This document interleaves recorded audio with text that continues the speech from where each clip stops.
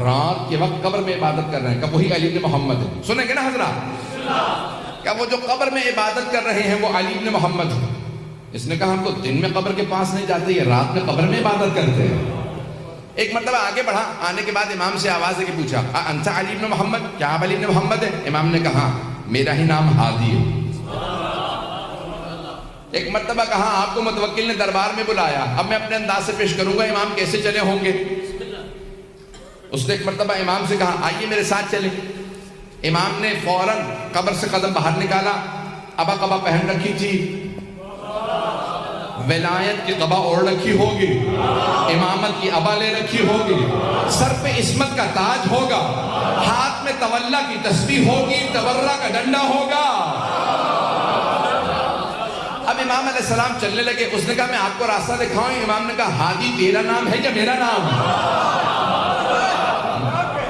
جیسے ایک مرتبہ امام علیہ السلام نے کہا نا ہادی تیرا نام ہے، اس نے کہا ہادی تو آپ ہیں۔ امام نے کہا پھر میں راستہ جانتا ہوں، پتہ نہیں لوگ ہیں یا نہیں۔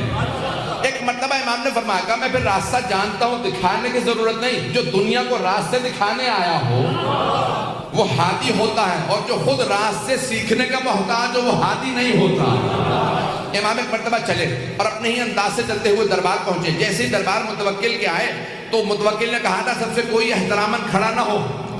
جیسے امام پہنچے آندھی سی چلنے لگی، خود بخود قلعے کا دروازہ کھلنے لگا، پردہ سر پہ سایہ کرنے لگا، اور سارے درباری خود بخود تعظیم میں کھڑے ہو گئے۔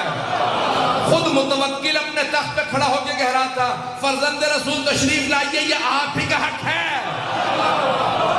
میرے تو وڈیرے بھی کہہ گئے اگر آپ نہ ہوتے تو ہم ہلاک ہو جاتے۔ امام کے لیے ایک مرتبہ مسند بچھائی گئی اور ایک سامنے میز نما شیشے کو رکھا اور کہا امام کے لیے کھانا لگا دیا جائے۔ اس نے جیسے کھانا رکھا فوراً اپنے جادوگر کو آنکھوں سے اشارہ کیا کہ اپنا جادو دکھا۔ واقع ذہنوں میں ہوگا اگر لوگ ہیں یا نہیں ہیں، مجھے تو اشارہ کرنا تھا۔ جیسے امام نے ہاتھ بڑھایا نا تو روٹی امام کے ہاتھ سے سرک گئی، امام روٹی تھوڑی دور ہو گئی۔ امام نے کہا جو بھی ہے باز آ جائے۔ عظمت امام علیہ السلام دیکھیے، نام نہیں لیتے، یہ نہیں کہتے میں جانتا ہوں جادوگر۔ امام نے کہا جو بھی ہے باز آ جائے۔ پھر امام نے دوسری مرتبہ ہاتھ بڑھایا، پھر ایک مرتبہ روٹی سے رکھ گئی۔ امام نے ایک مرتبہ کہا کیا ان درباروں میں شرفاء کی زبان نہیں سمجھتے لوگ؟ اب تیسری مرتبہ امام نے روٹی کی طرف ہاتھ بڑھایا، ابھی پھر بھی وہ باز نہیں آیا۔ سارا دربار دیکھ رہا تھا جادوگر اب کیا کرتا ہے۔ جیسے ہی امام نے ہاتھ بڑھایا، جیسے تیسری مرتبہ روٹی ہاتھ سے سرکی، اس دیوار کے اوپر غالیچہ تھا، غالیچے پہ ایک شیر کی تصویر بنی تھی۔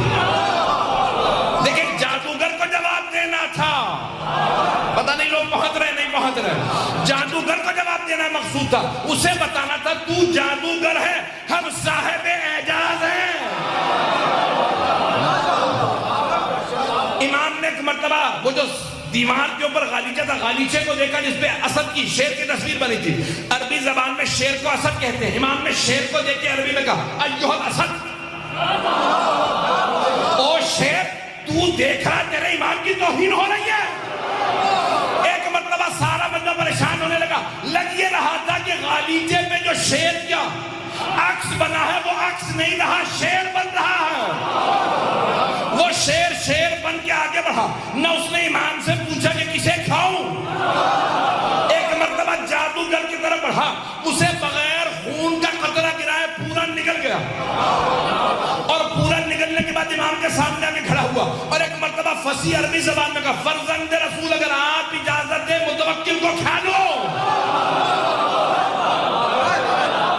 متوکل نے ہاتھوں کو باندھا، کہا فرزند رسول اس سے کہیے واپس چلا جا، یہ دوبارہ عکس بن جائے۔ امام نے اشارہ کیا واپس چلا جا، کہا وہ میرا جادوگر تو واپس کر دے، وہ بہت قیمتی تھا، میں ہندوستان سے ہند سے لایا تھا، عربی میں ہندوستان کو ہند کہتے ہیں، کہا میں ہند سے لایا تھا، وہ معمولی نہیں تھا، اس شیر سے کہیں میرا ساحر میرا جادوگر واپس کر دے۔ ساحر عربی میں کہتے ہیں جادوگر کو۔